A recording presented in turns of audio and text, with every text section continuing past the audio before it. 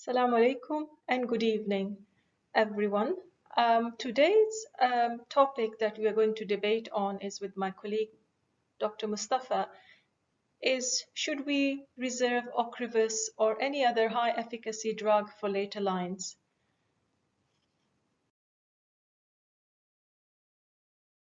All our current understanding about MS is that it is an immune-mediated pathology which can lead not only to inflammation and demyelination, but also neurodegeneration of central nervous system. And if this is left untreated, it can lead to ongoing cumulative macroscopic and microscopic CNS damage. We have the availability of 23 DMT therapies with 10 different mechanisms of actions, all manipulating immune system. And we are facing increasing pressure to start early and start big. So what is escalation approach, which I'm going to discuss as our first option of MS treatment rather than having to start with high efficacy drug? By definition, escalation approach means that we start with a lower risk but lower efficacy DMT and move on to more aggressive treatment if the ongoing approach fails.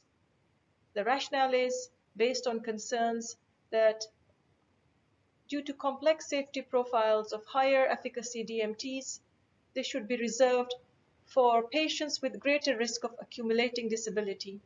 The individuals are typically those who show higher levels of clinical or radiological MS activity. Often this approach is termed rapid escalations, which most of us are doing now, due to the need to minimize delay in therapy switching and to ensure patients do not occur any permanent disability.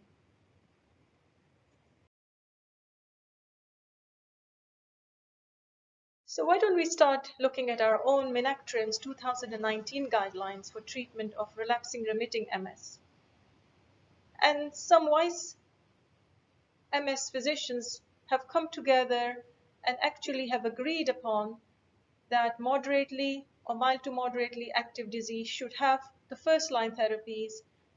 And if there is suboptimal response, then we should consider therapy escalation. This is also shown in the German Society of Neurology MS Treatment Guidelines 2018.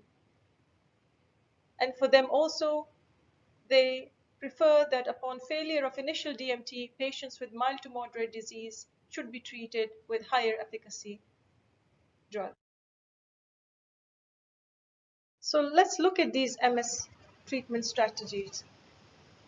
High efficacy drugs versus escalation. The emphasis is on NIDA, but is NIDA enough? Can we get there for all our patients? Should we treat more aggressively to treat disease activity that we cannot even see or measure? By starting with high efficacy drugs, gray matter lesions and brain volume loss matters, but we can't measure this in all cases as routine.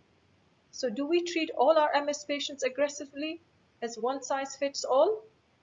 Or we practice precision medicine with careful selection based on many factors?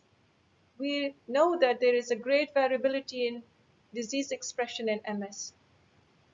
And how about prognostic factors? Who should be the ideal candidate?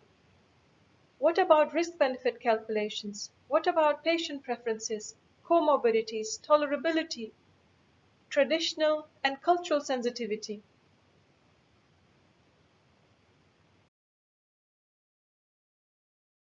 Let's tackle these scientific claims. Higher efficacy drugs are more effective drugs. Indeed, but we need head-to-head trials, randomized controlled trials to address this. Money matters. I'm not talking about just financial cost, but the real cost with regards to risk-benefit ratio. For every number of patients to treat, there is also a number to harm, as high efficacy drugs also carry greater safety risks. Patients do deserve the choice to choose their DMT. I totally agree. This is good clinical practice. However, such therapies are often denied for first-line use by many payers. who demand data on efficacy from randomized trials. Traditional DMTs are commonly used worldwide, so prescribers and patients might also be uncertain about the evidence supporting high-efficacy DMTs as a first-line therapy. Notably, in the real world, with more patients with comorbidities and fewer support staff, clinicians might not be poised to optimize risk mitigation strategies, thus further increasing the potential for harm.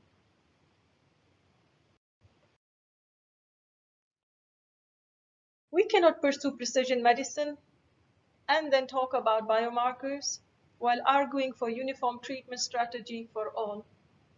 The natural course of the disease in MS is unpredictable. Thus, labeling the disease at its onset is particularly challenging. My colleague Mustafa will probably tell you about many studies where low efficacy drugs are not as effective as high efficacy drugs. Indeed, but there are no head-to-head trials or randomized control trials. However, we need to look at this into more detail.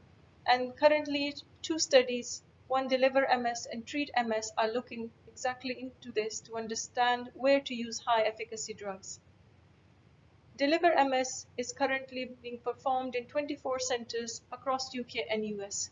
The study will show whether starting treatment with high efficacy drug for MS improves the prognosis for people with MS.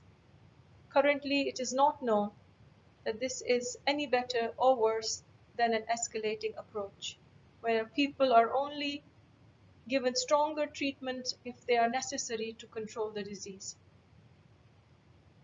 High efficacy drugs are uniformly dangerous? No, I'm not saying that, but assuming we know everything about MS is dangerous.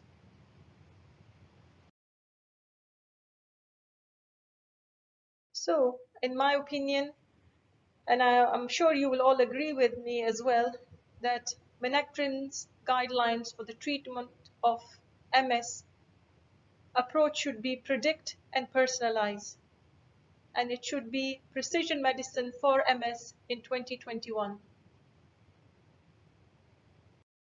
I hope you will agree, and thank you very much for listening.